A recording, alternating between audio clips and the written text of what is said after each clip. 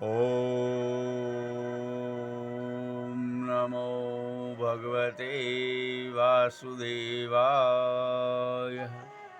प्रिय दोस्तों, प्यार भरा प्रणाम।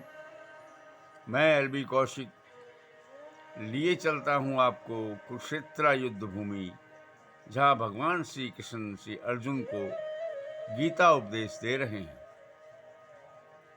दोस्तों, आज का हमारा व्याख्यान रहेगा गीता सार अध्याय 2 श्लोक नंबर 46।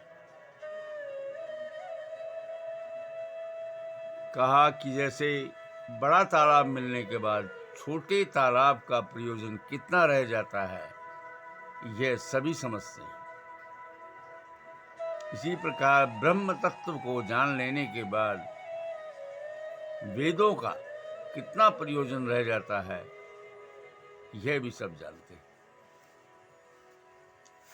इसी व्याख्या को भगवान श्री कृष्ण ने श्री अर्जुन को समझाया। तो आइए प्रवेश करते हैं श्लोक नंबर 46। यावानर्थ उत्पानि सर्वतः सम्प्लुतोदके तावन्न सर्वेषु वेदेषु ब्राह्मणस्य विजानतः। एक छोटे तालाब का सारे कार्य एक विशाल जलाशय से तुरंत पूरा हो जाता है। बड़े जलाशय के सामने, बड़े तालाब के सामने एक छोटे तालाब का कितना प्रयोजन रह जाता है। इसी प्रकार वेदों के आंतरिक तात्पर्य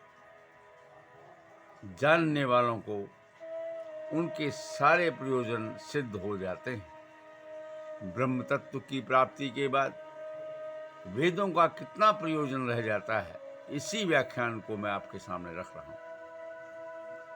वेदों के कर्मकांड विभाग से वर्णित अनुष्ठानों एवं यज्ञों का योग्य ध्येय आत्म साक्षात्कार के कर्मिक विकास को प्रोत्साहित करता है।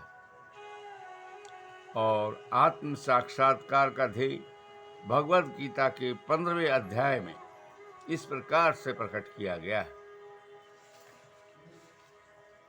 वेद अध्ययन का ध्येय जगत के आदि कारण भगवान कृष्ण को जानता है। अतः आत्म साक्षात्कार का अर्थ है कृपा को तथा उसके साथ अपने शाश्वत संबंध को समझना। कृष्ण के साथ जीवों के संबंध उल्लेख भगवद गीता के 15वें अध्याय में हुआ है। जीवात्माएं भगवान के अंश स्वरूप हैं। अतः प्रत्येक जीव द्वारा कृष्ण भावना अमृत को जागृत करना वैदिक ज्ञान की सर्वोच्च पूर्ण अवस्था है। श्री कृष्ण भागवत इसकी पुष्टि इस प्रकार हुई है।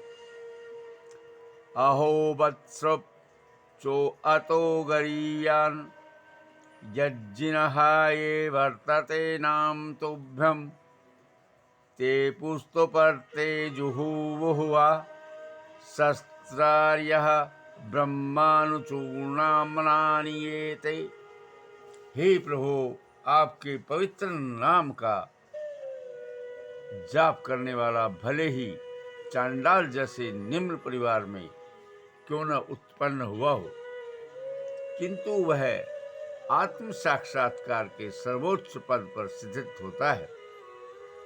ऐसा व्यक्ति अवश्य ही वैदिक अनुष्ठानों के अनुसार सारी तपस्याएं संपन्न किए होता है और अनेकानेक बार तीर्थ स्थानों में स्नान करके वेदों का अध्ययन किए होता है। ऐसा व्यक्ति आर्य कुल में सर्वश्रेष्ठ माना जाता है।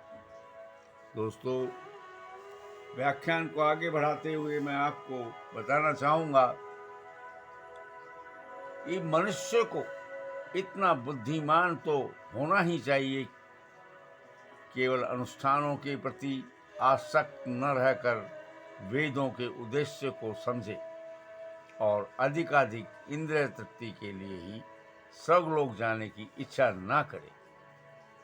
इस युग में सामान्य व्यक्ति के लिए न तो वैदिक अनुष्ठानों के समस्त विधि विधाई पालन करना संभव है और न सारे वेदांत तथा उपनिषदों का सर्वोच्च अध्ययन कर पाना सहज है। वेदों के उद्देश्य को संपन्न करने के लिए प्रस्तुत समय, शक्ति, ज्ञान तथा साधन की आवश्यकता होती है। दोस्तों, इस युग में ऐसा कर पाना संभव नहीं, किंतु वैदिक संस्कृति का परम लक्ष्य भगवान कीर्तन द्वारा प्राप्त हो सकता है, जिसकी संस्कृति पतित आत्माओं के उद्धारक भगवान चैतन्य द्वारा हुई है। जब चैतन्य ने महान वैदिक पंडित प्रकाशानंद सरस्वती से पूछा कि आप वेदांत दर्शन को अध्ययन न करके एक भावुक की भांति पवित्र नाम का कीर्तन क्यों करते हैं, तो उन्होंने उत्तर दिया कि मेरे गुरु ने मुझे बड़ा मूर्ख समझकर भगवान कृष्ण के नाम का कीर्तन करने की आज्ञा दी।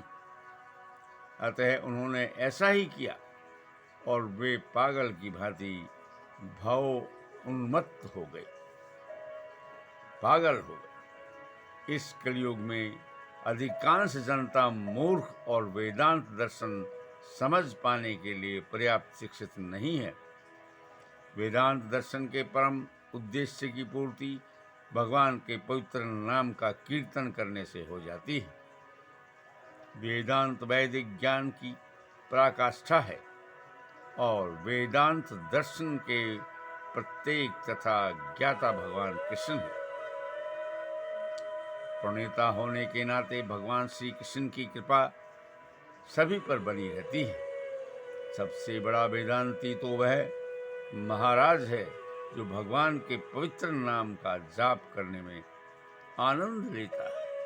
संपूर्ण वैदिक रहस्यवाद का यही चरम उद्देश्य है कि वेदों, उपनिषदों एवं अन्य सभी हमारे पुस्तकों और हमारे वेदों से ऊपर उठकर है कर्म योग। जब हम कर्म योग तक पहुँचते हैं तो उसके बाद जब किसी मनुष्य को, किसी ब्राह्मण को ब्रह्म तत्व की प्राप्ति हो जाती है तो उसे अन्यथा किसी भी उपनिषद की कितनी जरूरत है यह समझने की बात। तो दोस्तों, मैंने आपको श्लोक नंबर 46 का विवरण व्याख्या वीडियो द्वारा भेजा है।